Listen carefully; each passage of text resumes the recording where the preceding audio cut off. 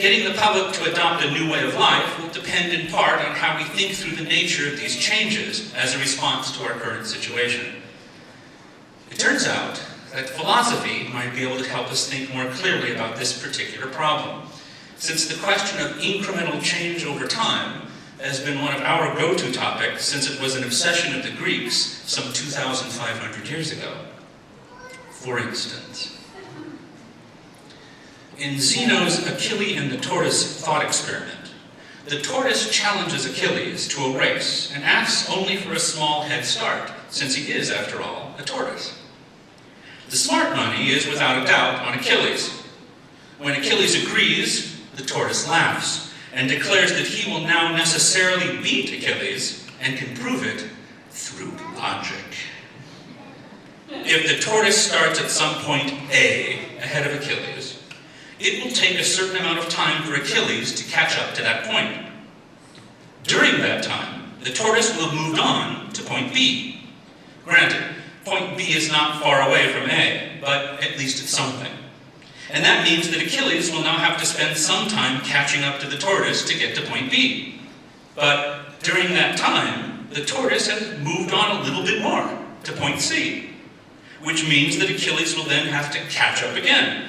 It happens quickly, but it still takes some time, and during that time, the tortoise has moved on to point D, and so on, until the tortoise wins the race, an infinitely small step ahead of the much swifter Achilles. Or, take the story of Theseus' ship. Theseus has been at sea for many years. His ship has suffered a lot of damage. Planks have rotted away, wood has splintered, ropes are worn. When he finally makes it home, he pulls his ship into Dock A and immediately goes into town with his crew for a celebration that lasts several weeks.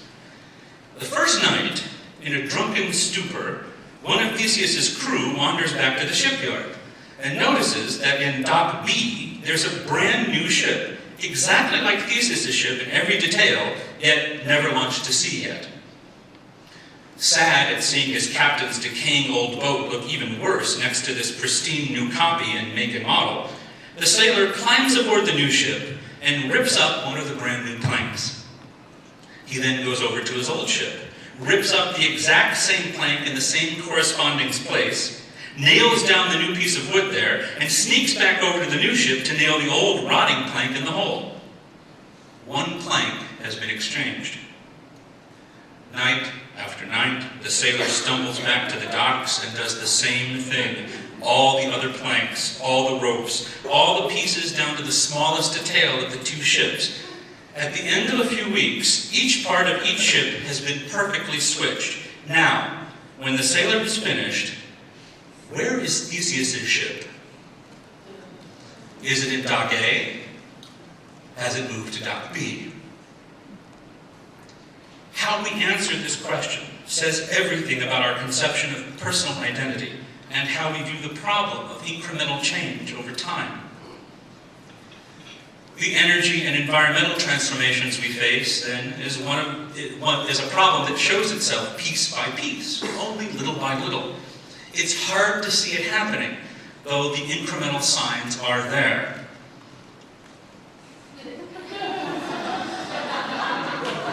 It never really seems to be a crisis at any moment, at least until we come looking for where our ship is docked. Perhaps for this reason, as we look for a solution to energy worries, it would be wise to keep in mind that this is indeed a mission to save planet Earth, but the solution might be one that addresses the underlying way of life as much as it addresses the immediate appearance of a crisis. We no longer live in an age where we can naively believe that science is apolitical, amoral, and separate from our larger cultural. If we are to succeed, it's paramount that we realize the enmeshment of science and ideology, and thus keep an eye on the big picture. Energy. It's best defined as the potential to do work. And when we speak of work, even metaphorically, we must think about issues involving justice. As we start to think about green energy tools for the future, it would be in our best interest to think through the meanings of these tools for the meaning and values inherent in a tool are part of a tool's being.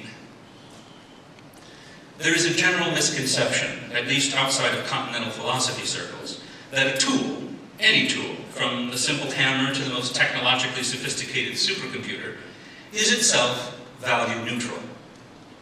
The myth is that tools themselves are neither good nor bad, but rather become good or bad when put to some particular use by a human.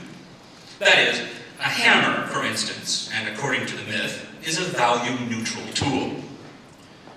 It can be used for good, for example, building a house for a homeless family, or for bad, for example, bonking someone on the head until he's dead. But the hammer itself is nothing itself.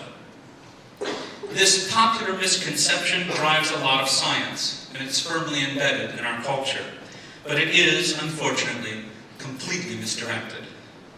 All tools carry, maintain, express, and to a certain extent, force values on us. A hammer is not a value-neutral tool. The hand must grip the hammer in a certain way. The arm must swing in a certain way. We must adopt the rhythm that the hammer demands, and our bodies give into this completely when we pick up a hammer. We become appropriate hammer users, conforming to its demands and its values, not vice versa. It's also the case that we adopt certain political and social values when we pick up a hammer. It's a tool that values manual labor over electrical, muscle over petrochemical. It's a tool that champions human eye-hand coordination and demands we nurture a certain set of skills in order to use it correctly. These skills are valued by the hammer. They become our values without our consent whenever we pick up a hammer. For when we adopt the hammer for use on a job, we necessarily adopt these built-in values as well. Perhaps most importantly, the hammer changes the way in which we view the entire world. This is not something over which we have a choice. It just happens. To put it bluntly, to a man with a hammer in his hand, everything starts looking like a potential nail. And so it is with all technology, with all tools. They necessarily carry values with them, and we adopt these values when we use the tool. Email is not best understood as just like regular mail, only faster. It's a totally different form of communication. A cell phone is not just like a regular phone, only now it's mobile. Rather, a cell phone changes everything about how we communicate, how we constitute public versus private space, how we think of ourselves and our family and our jobs, and so on. And thus, an electric car is not just like a regular car, only now it's electric. And a solar power plant is not just like a coal-burning plant, only now it's solar. Any change in the underlying way in which we transport ourselves, any change in which the way we power our culture, will always carry with it a new set of values that change us as a people. These are the values that are built into the tool and the technology itself. And it is important to address this sort of basic conceptual issue when we think how change can be implemented in society. It is paramount, for instance, for people to understand that it's not just some unforeseen side effect of our cars that they happen to destroy the environment. It is part of the underlying value of the automobile itself. Just as a society that is dedicated to individualism, radical individual rights, the rejection of community, continues to desire individual cars over public transportation, so does the very nature of that car carry with it a value system that affects the ethos as well as the environment of which we are a part.